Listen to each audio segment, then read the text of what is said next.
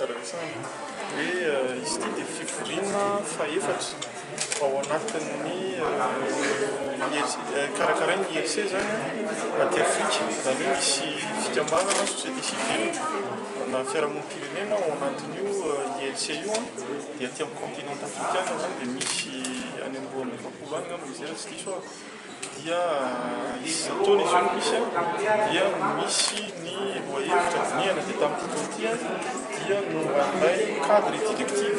pour la politique foncière en Afrique ny viniana marina fa ito document io araka voalaza tamin'ny sabotsy dia adopté tamin'ny firen'ny commission économique de l'Union africaine tany à Sirte tany Libye tamin'ny 2009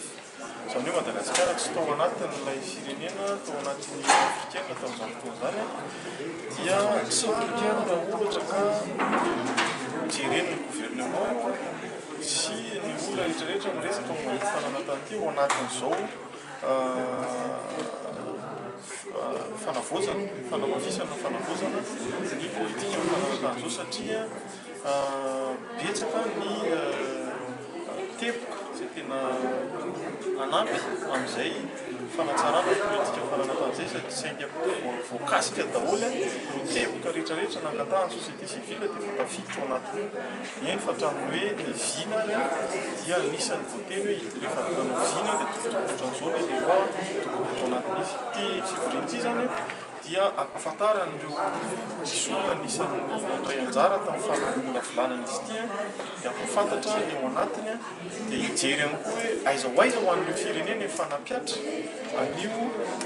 directive io ama directive zany moa zany dia tsy obligatoire fa manaja ny fiandianam-pirenena fa anjaran'ny firenena mpikamba ao anatin'ny Union africaine no maka tsokevitra ao anatin'ny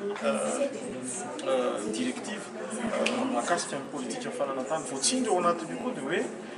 tokony ao anatin'ny fandraisana décision politique ny resaka fananantany satria zavatra ngeza be ho an'ny continent africain zany izy raha tsy teny hoe 60% 70% fivelomana aty Afrika dia mahakasika ny tany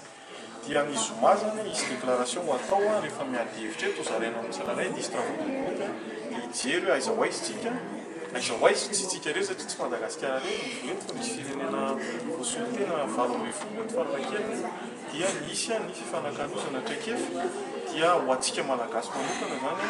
dia anisan'ny hoentiny hoan'ny ady hevitra mikasika an'izay politika izay zavatra